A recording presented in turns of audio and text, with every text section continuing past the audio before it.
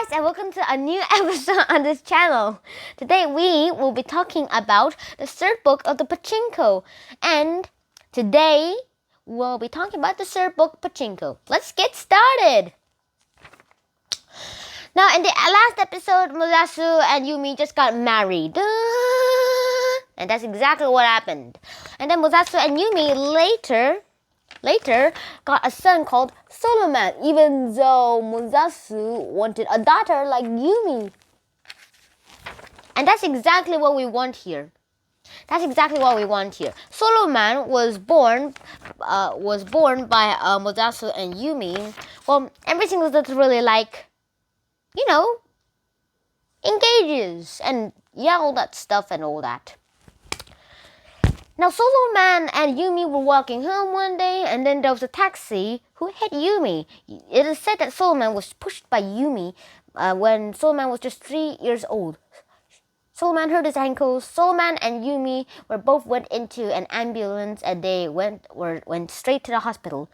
Yumi died on the ambulance. Solomon was able to survive, but then he would later be able to walk kind of like something, slowly. Yumi was dead. So yeah. Now Musasu and Solomon were the only remaining ones. Yumi was killed by a taxi driver who fell asleep while he was driving when Solomon was just 3 years old. So Solomon never knew Mama very well. Noah, meanwhile, was having a lot of his own stuff as well. He was married also, and then he got 4 nice children.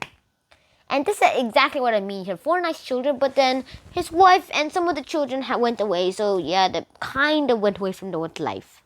Noah then was accidentally met by Sunja, his mother. And that's exactly what happened. Meanwhile, Solomon was picked up by Sunja from school. Now, Solomon's grandmother, now lived with them.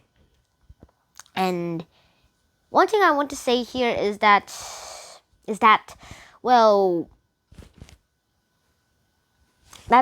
Solomon is now is about to enter elementary school, and he is like me. He loves to read comics, and his favorite comic is on Ultraman.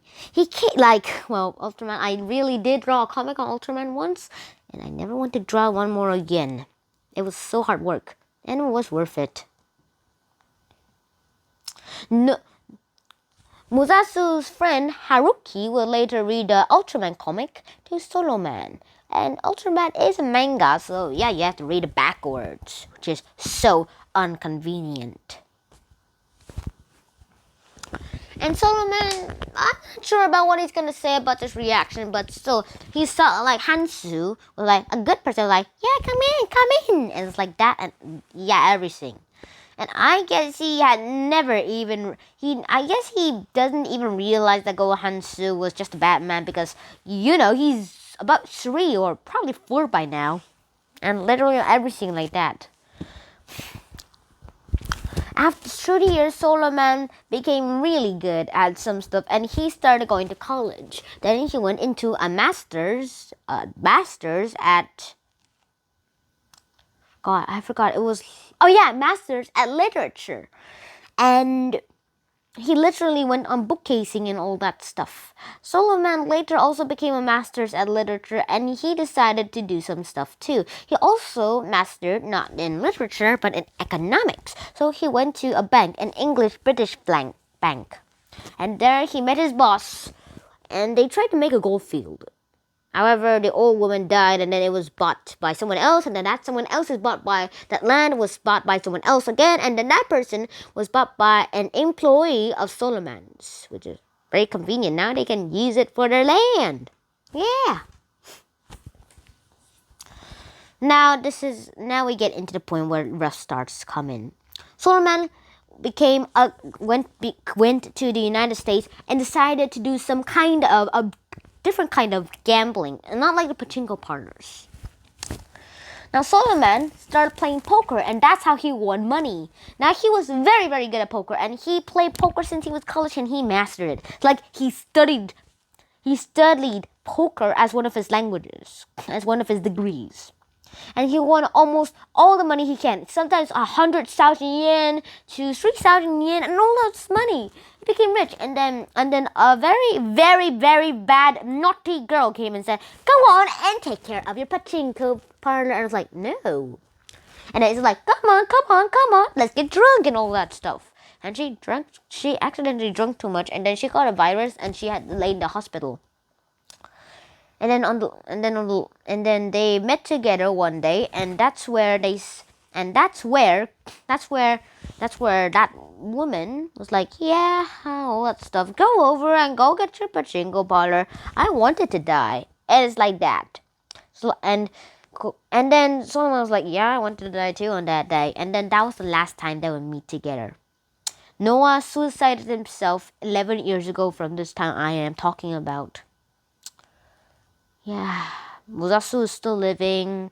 Solomon is still living, and now he is engaged to a Korean Japanese who was born in the States, the United States of America, and she lived her days of the happiness you might have when you were born in the United States of America, eating KFC, Kentucky Fried Chicken, hamburgers, French fries, all the delicate fast food. And also, I really went to the United States myself, and all the dinners were so yummy. McDonald's for breakfast and all those stuff. That was pretty yummy. Hot cocoa and all those stuff, and yeah, a lot of fast food. Yeah, that was so good.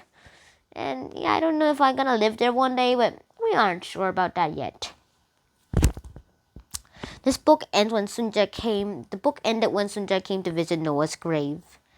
He tucked his Noah's ring into his grave, and she buried him. She buried the ring, and then she went away. Kyung-hee will be waiting. The last word for the pachinko book was.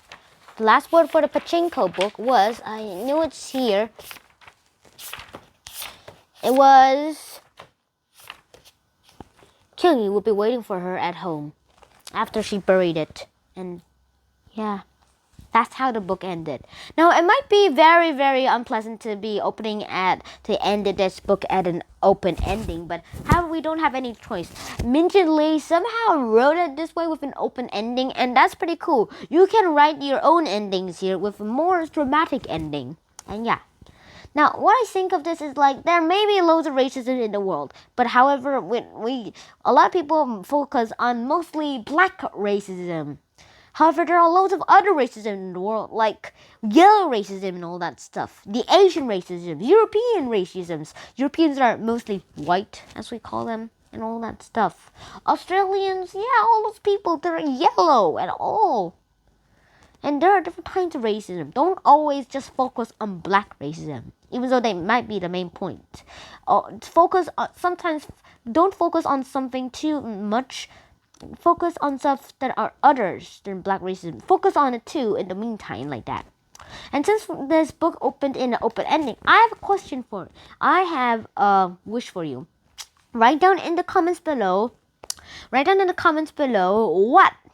What would you write for the ending? How would you end this pachinko book since it ended in an open ending? Write your endings in the comments below, and there will be a prize. If you ever participate, I'll see them in the comments below. Now the prize is just to be a loyal subscriber and all that stuff, but still. Oh yeah. Well, hope you'll participate, and I'll see you in the next episode. Junhan out.